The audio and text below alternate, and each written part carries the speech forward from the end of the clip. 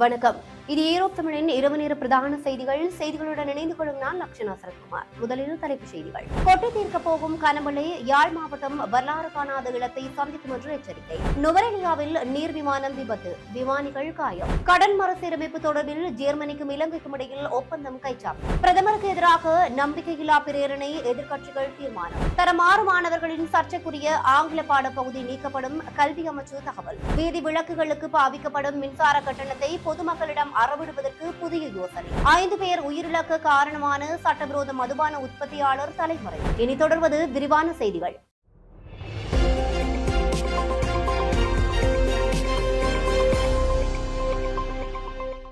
பிரதான அனுசரணை வழங்குவோர் நண்டீஸ் ரெஸ்டாரண்ட் அண்ட் கேட்டரிங் சர்வீசஸ். தற்போது உருவாகியுள்ள காற்றழுத்த தாழ்வு மண்டலத்தால் யாழ் மாவட்டத்தில் 650 மில்லிமீட்டருக்கும் மேலான மழை பெய்யும் என்று எச்சரித்துள்ள யாழ் பல்கலைக்கழகத்தின் சிரேஷ்ட விரிவுரையாளர் நாகமுத்து பிரதீபராஜா, இதன் தாக்கம் யாழ் மாவட்டம் இதுவரை எதிர்கொள்ளாத அளவு பாதிப்புகளை எதிர்கொள்ள நேரிடும் என்றும் எச்சரித்துள்ளது.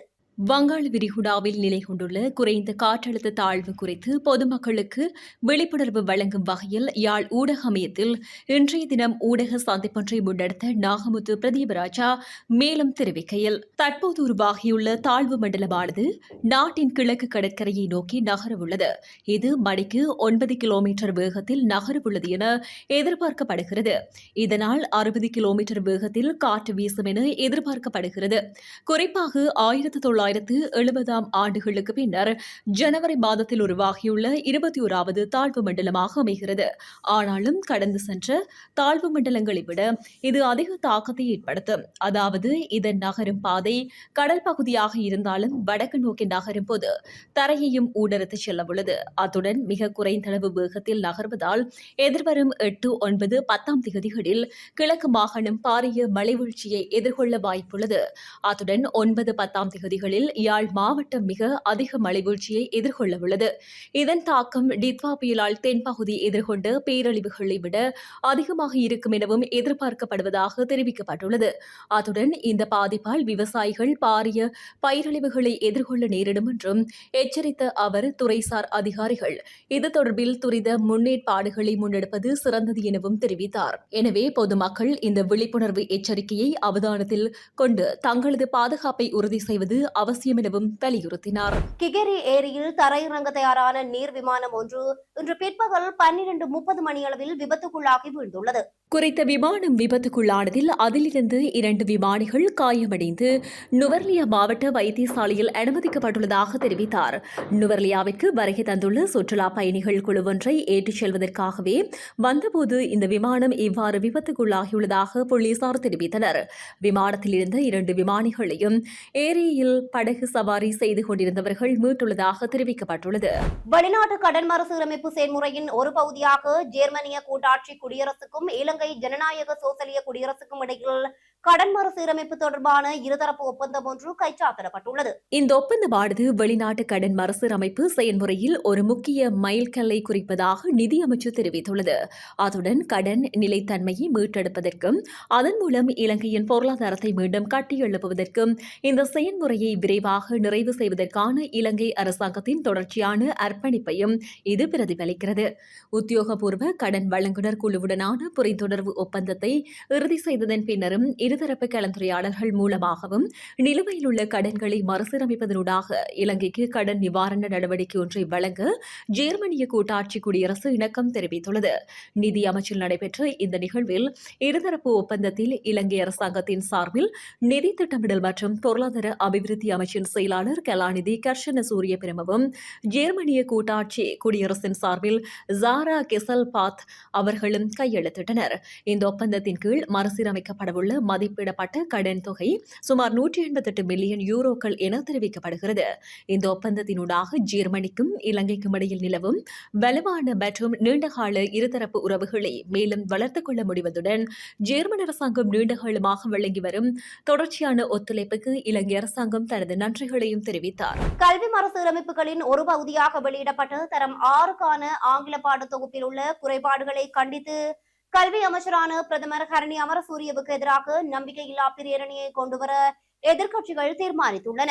இதுகுறித்து முக்கிய விவரங்களை எதிர்க்கட்சிகளின் பிரதம அமைப்பாளர் நாடாளுமன்ற உறுப்பினர் கயந்த கருணாதிலக்க வெளியிட்டுள்ளார். அதன்படி நம்பிக்கையில்லா பிரேரணியில் எதிர்க்கட்சி நாடாளுமன்ற உறுப்பினர்கள் கையெழுத்திடும் நடவடிக்கை இன்று காலை நாடாளுமன்ற வளாகத்தில் ஆரம்பமாகியுள்ளது. எதிர்க்கட்சித் தலைவர் சஜித் பிரேமதாச தலைமையில் எதிர்க்கட்சிகளின் தலைவர்கள் மற்றும் பிரதிநிதிகள் இன்று காலை கூடி பிரேரணியில் உத்தியோகபூர்வமாக கையெழுத்திட்டுள்ளனர். நேற்றைய நாடாளுமன்றத்தில் நடைபெற்ற எதிர்க்கட்சித் தலைவர்களின் கூட்டத்தின் போது பிரதமருக்கு எதிராக இந்த நம்பிக்கையில்லா பிரேரணியை முன்னெடுப்பது குறித்து இறுதி இணக்கப்பாடு எட்டப்பட்டது. புதிய கல்வி மறுசீரமைப்பின் கீழ் அறிமுகப்படுத்தப்பட்ட தரம் 6க்கான ஆங்கில பாடத்தொகுப்பில் சர்ச்சைக்குரிய அல்லது தவறான இணையதள முகவரி உள்ளடக்கப்பட்டிருப்பதாக கூறப்படும் குற்றச்சாட்டே இந்த நகர்வுக்கு முக்கிய காரணமாகும். கல்வி அமைச்சராகவும் பதவி வகித்த பிரதமர் இதற்கு பொறுப்பு கூற வேண்டும் என எதிர்க்கட்சிகள் வலியுறுத்தி வருகின்றன. சர்ச்சைக்குரிய விடயங்களை கொண்ட தரம் 6 ஆங்கில பாட புத்தகத்தில் உள்ள குறிப்பிட்ட பாடத்தை நீக்குவதற்கு தேசிய கல்வி நிர்வாகத்தின் கல்வி ஆலோசனை குழு அனுமதி வழங்கியுள்ளது. இதற்கான அனுமதி நேற்றைய தினம் வழங்கப்பட்டதாக கல்வி அமைச்சரும் பிரதமருமான ஹெலாநிதி ஹரணி அமரசூரிய தெரிவித்தார். இன்று நாடாளுமன்றத்தில் உரையாற்றும் போதே பிரதமர் இதனை தெரிவித்துள்ளார். கல்வி தரத்தை பாதுகாக்கவும் மாணவர்களின் பாதுகாப்பை உறுதி செய்யவும் அரசாங்கம் இந்த மறுசீரமைப்பு பணியை முன்னெடுத்துள்ளது. இதன் மூலம் கல்வி முறையில் காணப்பட்ட ஒரு பெரிய குறைபாடு நிவர்த்தி செய்யப்பட்டுள்ளது எனவும் அவர் தெரிவித்தார். அந்தந்த பகுதிகளில் உள்ள வீதி விளக்குகளுக்கான மின்சார கட்டணத்தை அந்த பகுதி மக்களிடமே அறவிட தீர்மானிக்கப்பட்டுள்ளதாக மின்சார பாவனையாளர்கள் சங்கம் தெரிவித்துள்ளது. இது தொடர்பில் அந்த சங்கத்தின் செயலாளர் சஞ்சீவ தம்மிக்க கருத்து தெரிவிக்கையில், ஒரு குறிப்பிட்ட பகுதியில் பயன்படுத்தப்படும் வீதி விளக்குகளின் மொத்த வாட் அளவை கணக்கிட்டு அதனை அப்பகுதியில் வாழும் மக்களிடையே பகிர்ந்து மின்சார பட்டியலுடன் சேர்க்க திட்டமிடப்பட்டுள்ளது. இவ்வாறு அறவிடப்படும் தொகையானது ஒரு நுகர்வோரின் மொத்த மின்சார பட்டியலின் பெறுமதியில் 2.2% மிகாமல் இருக்க வேண்டும் என தெரிவிக்கப்பட்டுள்ளது. தற்போது வீதி விளக்குகளை பராமரிக்கும் அதிகாரம் உள்ளூராட்சி மன்றங்களிடம் உள்ளது. ஆனால் புதிய யோசனையின்படி இந்த அதிகாரத்தை அவர்களிடமிருந்து நீக்கி இதற்கென தனியானதொரு நிறுவனத்தை உருவாக்க முன்மொழியப்பட்டுள்ளது.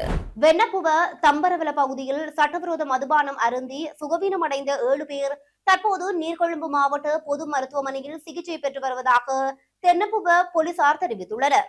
இந்த சம்பவத்தில் நேற்று தினம் 28 முதல் 57 வயதிற்குட்பட்ட 5 பேர் உயிரிழந்துள்ளனர். இந்த சட்டவிரோத மதுபானத்தை தயாரித்த நபர் தற்போது அந்த பகுதியை விட்டு தப்பிச் சென்றுள்ளார். அவரது மனைவி நேற்றைய தினம் தங்கொட்டுவ கோனாவில பகுதியில் கைது செய்யப்பட்டார் என வெண்ணப்புவ போலீசார் தெரிவித்தனர். சம்பவம் தொடர்பாக 2 பெண்கள் கைது செய்யப்பட்டுள்ளனர்.